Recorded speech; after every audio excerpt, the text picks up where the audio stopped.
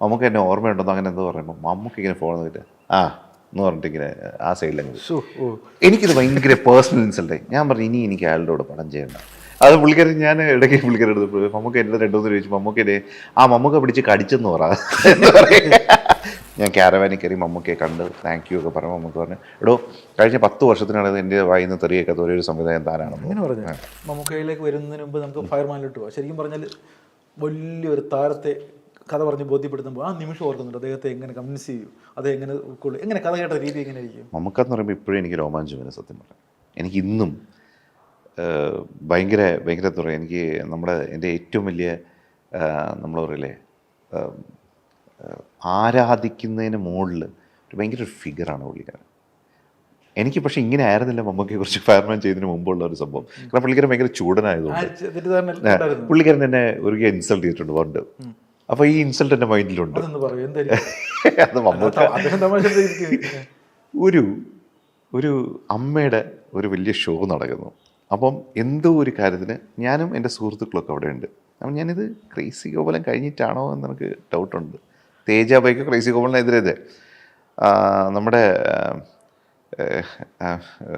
അബാദ് പ്ലാസിൽ വെച്ചിട്ടാണ് ഈ ഇത് നടക്കുന്നത്. അപ്പം ഞാൻ എല്ലാവരും ഉണ്ട്. അപ്പോൾ എൻ്റെ സുഹൃത്തുക്കളൊക്കെ നിൽക്കുമ്പോൾ മമ്മൂക്ക അവിടെ നിന്ന് ഇങ്ങനെ നടന്നു വന്നു. അപ്പോൾ ഞാൻ പറഞ്ഞു നമുക്ക് മമ്മൂക്കയെ കണ്ടൊന്ന് സംസാരിച്ചാലോ.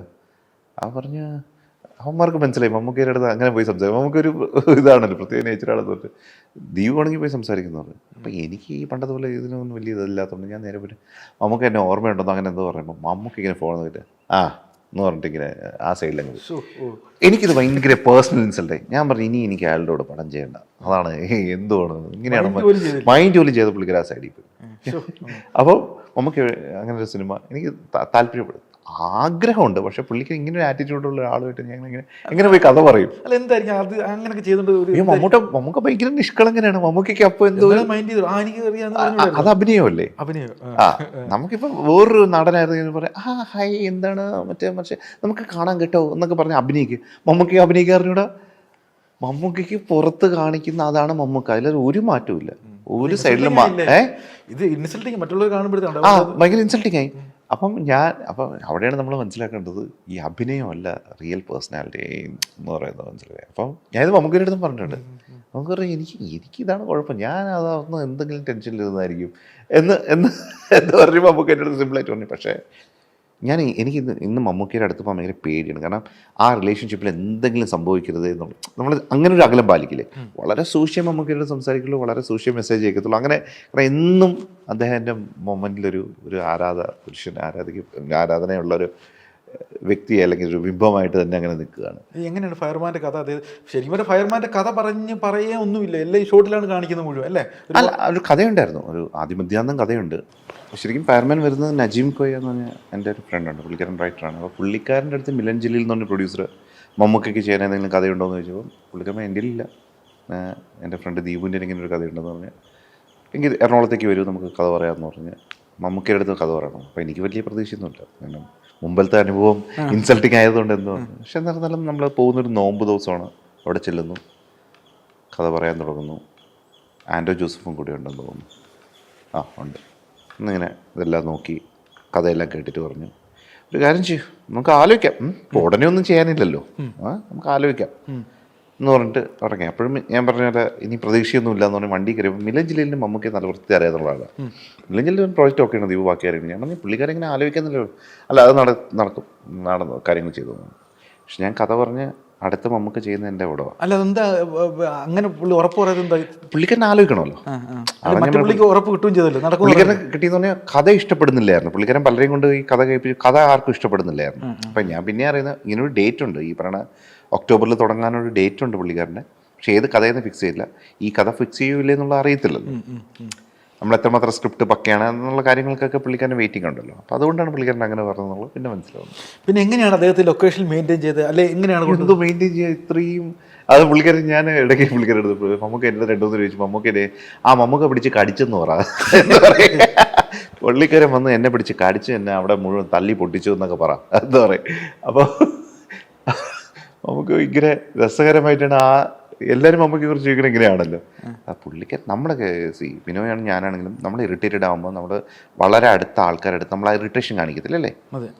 നമ്മൾ പൊതുജന മധ്യത്തിൽ നമ്മൾ കുറേ അഭിനയിക്കുകയല്ലേ, നമ്മൾ കാണിക്കുന്നില്ലല്ലോ ആ ദേഷ്യം. ഉള്ളിലുണ്ടെങ്കിലും കടിച്ച് അത് അഡ്ജസ്റ്റ് ചെയ്തൊക്കെയല്ലേ നമ്മൾ ഒരു സ്ഥലത്ത് പോകുന്നത്. നമുക്ക് അങ്ങനെയാണ്, നമുക്ക് ദേഷ്യം തോന്നുന്നത് ദേഷ്യം എല്ലാവരോടും പുള്ളിക്കാരൻ അത്ര നിഷ്കളങ്കമായിട്ടാണ് ഡീൽ ചെയ്യുന്നത്. അല്ല മാത്രമല്ല ആ സിനിമയുടെ ഏറിയ പങ്ക് നൈറ്റാണ് ഷൂട്ട് ചെയ്യുന്നത്. 32 ദിവസം. എൻ്റെ ദൈവമേ, അതൊന്നും ഓർമ്മിപ്പിക്കുന്നത്. അല്ല ഞാൻ പറഞ്ഞാൽ അത്രയും ഡെഡിക്കേറ്റഡ് നിന്ന് വെളുപ്പങ്കൽ പിന്നല്ലാതെ അത് ഫുൾ ശരി. തുടക്കത്തിലേ പറഞ്ഞു നമുക്ക് ഇത്ര കഷ്ടപ്പെട്ട സീനാണെന്നൊക്കെ പറഞ്ഞു. പിന്നെ മമ്മൂക്ക് നമ്മളൊരു ഒരു ഡയറക്ടർ അതിനപ്പുറത്തേക്ക് നമ്മളൊരു സിറ്റുവേഷൻ മാനേജ് ചെയ്യാൻ അറിയാവുന്ന ആൾക്കാരായിരിക്കണം സംവിധായകർ പ്രൈമറി എന്ന് പറയുന്നത്. ഇപ്പം മമ്മൂക്കെ നിങ്ങൾ കൊണ്ടുപോയി ഉപദ്രവിച്ച് കുറേ വെള്ളവും കയറി ഒഴിച്ച് ഒരു പ്ലാനിങ് ഇല്ലാതെ എല്ലാം ചെയ്താൽ മമ്മൂക്കെ ഇറിറ്റേറ്റഡ് ആവുമായിരിക്കാം. അല്ലെങ്കിൽ മമ്മൂക്കയ്ക്ക് നമ്മൾ അവരെ കംഫർട്ടബിൾ ആക്കണം. അവരെ ഫേസല്ലേ നമ്മൾ സ്ക്രീനിൽ കാണുന്നത്. അവർ മനുഷ്യരാണ്. നമ്മളെല്ലാവരെക്കാളും പേഷ്യൻസ് കൂടുതൽ വേണ്ട ആൾക്കാർ അവരാണ്. കാരണം എല്ലാവരും അവരെ നോക്കിക്കൊണ്ടിരിക്കുക. നമുക്കൊന്നും ഈ 365 ദിവസവും രാവിലെ മുതൽ വൈകുന്നേരം വരെ ചിരിച്ച് വളരെ സന്തോഷമായിട്ട് നിൽക്കാൻ പറ്റില്ല. നമുക്കൊക്കെ പല കാര്യങ്ങളുണ്ട്. അപ്പം പുള്ളിക്കാരനെ സംബന്ധിച്ച് എന്തുമാത്രം കാര്യങ്ങൾ ഡീൽ ചെയ്യുന്നതാണ് അല്ലേ. ഈ ഉറക്കമില്ലായ്മയൊക്കെ അദ്ദേഹത്തെ അസ്വസ്ഥനാക്കി. പുള്ളിക്കാരൻ ഭയങ്കര ഹാപ്പി. പുള്ളിക്കാരൻ ഉടനെ തന്നെ മൈൻഡ് സ്വിച്ച് ചെയ്തു. അപ്പോൾ രാത്രിയാണ് പുള്ളിക്കാരൻ ഒരു അന്നാണ് ആദ്യം ഈ ബ്ലൂടൂത്ത് സ്പീക്കേഴ്സ് ഇറങ്ങുന്നത്. ഒരു ബ്ലൂടൂത്ത് സ്പീക്കേഴ്സൊക്കെ കൊണ്ടുവച്ച് പഴയ പാട്ടൊക്കെ കേട്ട് കഥയൊക്കെ പറഞ്ഞ് പുള്ളിക്കാരൻ ഇരിക്കുമായിരുന്നു 3 മണി 4 മണി വരെയൊക്കെ ഇരുന്നിട്ടുണ്ട്. അത് നനഞ്ഞ് ഈ ഫാർമേല കംപ്ലീറ്റ് ഈ വെള്ളമൊഴിച്ച് കഴുകുന്ന അതൊക്കെ നനഞ്ഞിരിക്കുമായിരുന്നു. എപ്പോഴെങ്കിലും ദേഷ്യപ്പെട്ടിട്ടുണ്ടോ? തമാശക്കെങ്കിലും? തമാശക്ക് ദേഷ്യപ്പെട്ടിട്ടുണ്ട്. പക്ഷേ അയ്യോ ആ ദേഷ്യമൊന്നും എനിക്കൊന്നും ഞാൻ പറഞ്ഞില്ല. എനിക്ക് നമ്മൾ ഭയങ്കര ഇമോഷണലാവും ഞാൻ മമ്മൂക്കയെ കുറിച്ച് പറയുമ്പോൾ. കാരണം അത്ര നമുക്ക് അങ്ങനെ സ്നേഹം തോന്നും പുള്ളിക്കാരൻ്റെ. പുള്ളിക്കാരൻ്റെ ദേഷ്യം പോലും നമുക്ക് പലപ്പോഴും നമ്മൾ ദേഷ്യപ്പെട്ടതെന്ന് പറഞ്ഞു കഴിഞ്ഞാൽ പുള്ളിക്കാരന് ഒരു നെടുനീള ഡയലോഗാണ്. അപ്പോൾ അന്ന് നട്ടുച്ചയ്ക്കാണ് ഷൂട്ട് ചെയ്തത്. നെടുനീള ഡയലോഗ്. അപ്പം ഡയലോഗ് ഇങ്ങനെ പറഞ്ഞുകൊണ്ടിരുന്ന് പുള്ളിക്കാരൻ ഇങ്ങനെ ഭയങ്കര കഷ്ടപ്പെട്ട് ഈ പറഞ്ഞുകൊണ്ടിരിക്കുക. വെയിലും ഭയങ്കര ഇതായിട്ട് ഇങ്ങനെ എന്തോ പറഞ്ഞപ്പോഴത്തേക്ക് ഇടയ്ക്ക് വെച്ചിട്ട് പുള്ളിക്കാരന് ഒന്ന് തപ്പൽ പറ്റി. നെടുനീള ഡയലോഗാണ്. തപ്പൽ നിർത്തുമ്പം അവിടെ നിന്നൊരു ജൂനിയർ ആർട്ടിസ്റ്റ് പൊട്ടിച്ചിരിച്ചു. അപ്പോൾ പുള്ളിക്കാരൻ വളരെ തമാശയിൽ പറഞ്ഞ് ആഹാ അങ്ങനെയാണെങ്കിൽ ഒരു കാര്യം ചെയ്യും തായി ഡയലോഗൊക്കെ പഠിക്കും എന്ന് പറഞ്ഞ്. അപ്പൊ അവൻ എന്ത് ചെയ്തു തന്നെ ഞാൻ പഠിക്കാത്തൊരു ഫ്രണ്ടിലോട്ട് വന്ന് ഇത് കേട്ടപ്പോൾ നമുക്ക് ദേഷ്യം വന്ന്. അതൊരിക്കൽ അല്ലാതെ അങ്ങനെയൊക്കെയുള്ള ചെറിയ ചെറിയ സാധനങ്ങൾ മാത്രമേ ഉള്ളൂ. എൻ്റെ അടുത്ത് സിനിമയുടെ ഷൂട്ട് കഴിഞ്ഞിട്ട് ഞാൻ ക്യാരവാനിൽ കയറി മമ്മൂക്കയെ കണ്ട് താങ്ക് യു ഒക്കെ പറഞ്ഞു. മമ്മൂക്ക് പറഞ്ഞു എടോ കഴിഞ്ഞ 10 വർഷത്തിനാണ് എൻ്റെ വായിന്ന് തെറിയൊക്കെ ഒരേ ഒരു സംവിധാനം താനാണെന്ന്. അപ്പം അതൊക്കെ നമ്മുടെ ഏറ്റവും വലിയ ട്രോഫീസാണ്, അവാർഡ്സ് എന്ന് പറയുന്ന പോലെ. ഞാൻ ഈ പറയുന്നില്ലേ, ഞാൻ ഭയങ്കര ഒരു താര ആരാധനയുടെ ഭാഗമായിട്ട് മമ്മൂക്കയെ പറയല്ല, വ്യക്തിത്വത്തിൻ്റെ കാര്യം പറയുന്നത്. കാരണം നമുക്കൊക്കെ അല്പം സക്സസ് കിട്ടണമെങ്കിൽ തന്നെ ഇത് തലയിൽ ചുമഞ്ഞുകൊണ്ടിരിക്കുക എന്ത് പ്രയാസം. പുള്ളിക്കാരൻ എന്ന് പറഞ്ഞാൽ എത്ര വർഷമായിട്ട് സൂപ്പർ സ്റ്റാർഡം, എന്നിട്ടും ഇത്രയും മനുഷ്യർ. നിങ്ങൾക്കൊരു കാര്യം അറിയും, ഇന്ന് ഇത്രയും മനുഷ്യർ മെസ്സേജ് മമ്മൂക്കൊരിക്കലും ഒരു മെസ്സേജ് ചെയ്ത് കഴിഞ്ഞാൽ നമുക്കത് റിപ്ലൈ ചെയ്തിരിക്കും. അത് എങ്ങനെ ആ മനുഷ്യനാ സമയം കിട്ടുന്നു ഇത്ര തിരക്കുള്ള. കാരണം ഞാൻ തന്നെ ആലോചിക്കുക, എനിക്ക് ന്യൂ ഇയർ മെസ്സേജ് അയക്കണമെങ്കിൽ ഒരു 10% പോലും ഞാൻ തിരിച്ചയക്കാറില്ല. അപ്പോഴാണ് പുള്ളിക്കാരൻ എല്ലാവർക്കും തിരിച്ച് റെസ്പോണ്ട് ചെയ്യുന്നത് ഈ തിരക്കിനിടയിൽ. അപ്പോൾ അതൊക്കെ തന്നെ നമ്മുടെ ജീവിതത്തിൽ നമ്മൾ അതൊക്കെ കണ്ടുപിടിക്കേണ്ടത്. നമുക്കൊന്ന് ഇനിയുള്ള ജനറേഷനിൽ ആർക്കും അത്ര പേഷ്യൻസ് ഒന്നും ഉണ്ടാവത്തില്ല. അതൊരു ഭയങ്കര എക്സ്പീരിയൻസ് ആണ്. അത് ഞാൻ പറഞ്ഞില്ലേ, ലൈഫിൽ എന്ത് നേടിയെന്ന് ചോദിച്ചാൽ ചിലപ്പം ഒരുപക്ഷെ പറയാം മമ്മൂക്കയെ വെച്ചൊരു പടം ചെയ്തു എന്ന് പറയാൻ പറ്റുന്ന രീതിയിലുള്ള എക്സ്പീരിയൻസസ് ആണ്. അവസാന ക്ലൈമാക്സിൽ രതീഷിന്റെ മകനെ കൊണ്ടുവരുന്നു. ചില കാസ്റ്റിങ്ങൾ മിസ്കാസ്റ്റിംഗ് ആയിട്ട് തോന്നിയിട്ടുണ്ട് അതിനകത്ത് ആ പടത്തിൽ. അല്ല, അന്ന് മിസ്കാസ്റ്റ് എന്ന് പറയുന്നത് രതീഷിന്റെ ഞാൻ തുറന്നു നോക്കി, രതീഷിന്റെ മകൻ അല്ലായിരുന്നു കുറച്ചും കൂടെ ഒരു ക്ലൈമാക്സ് കുറച്ചുകൂടെ അല്ല, നമുക്ക് ഒരിക്കലും ആരും ജഡ്ജ് ചെയ്യാത്തൊരു ക്യാരക്ടർ വേണം. അന്ന് ഇത്രയും ജയിൽ പുള്ളികളുടെ ഇടയിൽ നമ്മൾ കണ്ടു മറന്നൊരു ഒരു ഒരു ആളെ അവിടെ കൊണ്ട് നിർത്തിക്കഴിഞ്ഞാൽ സസ്പെൻസ് അപ്പം തന്നെ പുള്ളിയില്ലേ, അപ്പോൾ ഇയാളായിരിക്കും സംഭവം എന്നുള്ളത്. ഈ രതീഷ് ഇദ്ദേഹത്തിനെ പത്മരാജനെ ആരും കണ്ടിട്ടില്ലല്ലോ. അതുകൊണ്ട് തന്നെ ആ സംഭവം ഭയങ്കര ഷോക്കിംഗ് ആയിരുന്നു. ഇയാളാണോ എന്ന് ചോദിക്കുന്നൊരു സാധനം ഉണ്ടല്ലോ, അതിലേക്ക് കൊണ്ടുവരാൻ പറ്റി എന്നാണ് ഞാൻ ചിന്തിക്കുന്നത്. ക്ലൈമാക്സ് ഒക്കെ വിചാരിച്ച പോലെ വന്നു അല്ലേ? എന്തുപറ്റി അങ്ങനെ ഒരു ചോദ്യം ചോദിക്കാൻ കാര്യം? അത് ഞാൻ ചോദിച്ചല്ലേ, ഡയറക്ടർ ഹാപ്പിയാണോ ചോദിച്ചതേ ഉള്ളൂ. അല്ല, നിങ്ങൾ ഹാപ്പി ആയിരുന്നോ? തീർച്ചയായിട്ടും ഹാപ്പി ആയിരുന്നു. അപ്പോൾ ചോദ്യത്തിൽ പ്രസക്തി ഇല്ല. ഇപ്പം എൻ്റെ ഹാപ്പിനെസ് എന്ന് പറയുന്നത് ഈ ഒരു സിനിമ കഴിഞ്ഞാൽ ഒരിക്കലും നമ്മൾ ഹാപ്പി ആയിരിക്കില്ല, ഒരു ഷോട്ട് പോലും നമ്മൾ ഹാപ്പി ആയിരിക്കില്ല. കാരണം നമുക്ക് ഇനിയും നന്നാക്കാമായിരുന്നു പല ഇത് തോന്നുന്ന കാര്യമുണ്ട്. അല്ല, ഇതിനകത്ത് മറ്റേ ഹ്യൂമർ കൈകാര്യം ചെയ്ത് പ്രേതത്തിൻ്റെ സിനിമ കൈകാര്യം ചെയ്ത് ഇതിനകത്ത് കുറച്ച് പഠനം ആവശ്യമാണ്. എങ്ങനെ ഗ്യാസ് അല്ല, അതൊരു 2 വർഷത്തെ പഠനം ഉണ്ടായിരുന്നു. കാരണം നമ്മുടെ ട്രിവാൻഡ്രത്തെ ഫയർ സ്റ്റേഷനിലുണ്ടായിരുന്ന ഗോപകുമാർ എന്ന് പറയുന്ന ഒരു ഫയർ ഓഫീസർ ഉണ്ടായിരുന്നു. പുള്ളിക്കാരനാണ് എനിക്ക് ഇതിന് ഫുൾ ടെക്നിക്കൽ ഡീറ്റെയിൽസ് പഠിപ്പിച്ചിരുന്നത്. പിന്നെ എൻ്റെ കൂടെ വിശാഖ് എന്ന് പറഞ്ഞൊരു അസോസിയേറ്റ് ഡയറക്ടർ ഉണ്ടായിരുന്നു.